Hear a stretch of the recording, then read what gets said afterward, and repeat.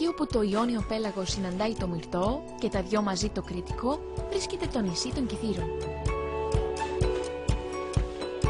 Ένας από τους πολλούς λόγους για τον οποίο αξίζει να το επισκεφτείτε είναι και οι παραλίες του. Όλες πεντακάθαρες και αρκετές από αυτές ιδηλιακές και ιδιαίτερες. Συμποτισμένες με ιστορίες, μύθους και απαράμιλο φυσικό κάλος, κάθε μια από αυτές έχει τη δική της ξεχωριστή φυσιογνωμία. Η παραλία της Παλαιόπολης είναι η μεγαλύτερη των Κιθήρων και σύμφωνα με την παράδοση, από τα νερά της αναδύθηκε η θεά της ομορφιάς Αφροδίτη.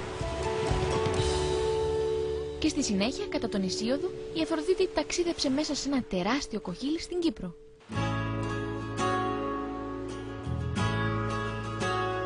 Το κοχύλι αυτό είναι σχεδιασμένο σε πολλά αγγεία του 4ου και 5ου αιώνα π.Χ. Αποτέλεσε πηγή έμπνευσης τόσο για τον Μποτιτσέλη, ο οποίος ζωγράφισε την αναδυόμενη Αφροδίτη, όσο και για πολλούς άλλους σημαντικούς ζωγράφους. Η Παλαιόπολη είναι μια μεγάλη, αμμουδερή παραλία στο ανατολικό κομμάτι των Κιθήρων. Σε αυτή την παραλία κατέφυγε ο Πάρης με την ωραία Ελένη για να ζήσουν τον παράφορο έρωτά τους. Η πρόσβαση στην παραλία της Παλαιόπολης από το λιμάνι, από την πρωτεύουσα, τη χώρα, από τον ποταμό, την Αγία Πελαγία είναι πολύ εύκολη. Υπάρχουν 3 δρόμοι που συνδέουν την περιοχή. Το πολύ σε 20 λεπτά μπορεί να βρεθεί κάποιος στην παραλία, από όποιο σημείο του νησιού και αν βρίσκεται. Αρκετά κοντά στην Παλαιόπολη βρίσκεται και το Καλαδί. Θεωρείται η πιο γνωστή παραλία του νησιού. Διαθέτει 3 μικρούς κολπίσκους, λευκά βότσαλα και γαλαζοπράσινα νερά. Για να την προσεγγίσεις χρειάζεται να κατέβεις σε 130 σκαλοπάτια, αλλά μόλις την πλησιάσεις αντικρίζεις θέαμα μοναδικής αισθητικής που σε αποζημιώνει απόλυτα. Παραλία κόσμημα για το νησί των Κιθήρων. Η άβρα της διαπερνά κάθε κύτταρό σου και οι μοναδικοί σχηματισμοί από βράχους μέσα στο νερό σε κάνουν να νιώσεις τη γοητεία ενός άχρονου παρόντος, αφουγκράζοντας τους ήχους των κυμάτων πάνω στα βότσαλα. Επόμενος προορισμός μας, η παραλία της πλατιάς Άμμου.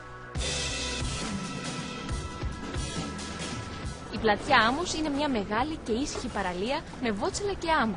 Βρίσκεται στο βόρειο κομμάτι του νησιού, κοντά στο χωριό Καραβάς και στο φάρο του Μουδαρίου.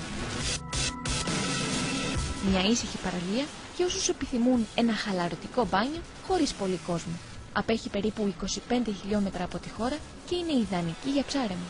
Στην παραλία της πλατείας Άμμου αλλιεύονται όλα τα είδη των ψαριών, φαγκριά, μελανούρια, γόπες, μπαρμπούνια, ροφή, συναγρίδες, στήρες. Συναντάμε σχεδόν όλα τα είδη των ψαριών.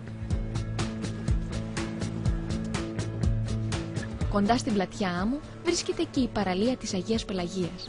Είναι η παραλία που βρίσκεται μπροστά στον ομώνυμο οικισμό και δίνει τη δυνατότητα στους επισκέπτες της να συνδυάσουν το μπάνιο τους με το φαγητό ή τον καφέ τους. Η φυρή άμμος της Αγίας Πελαγίας είναι πολύ κοντά, ακριβώς έξω από τον οικισμό.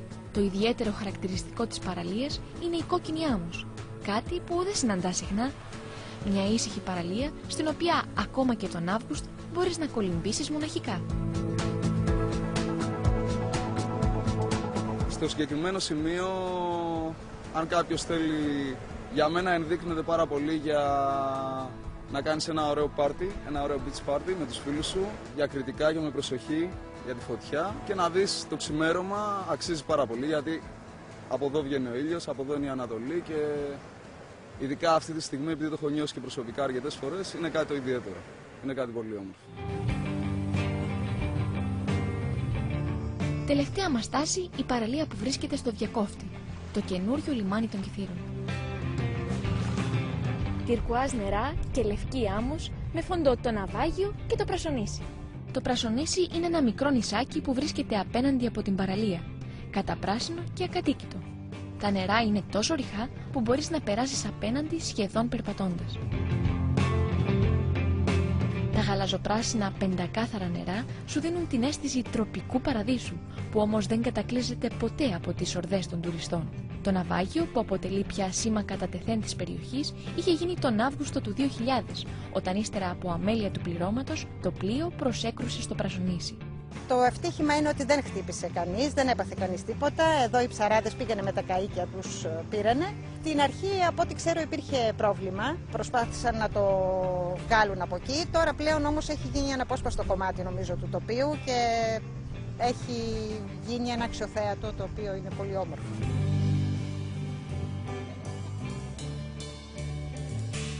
Αυτές είναι οι παραλίες των Κηφείρων.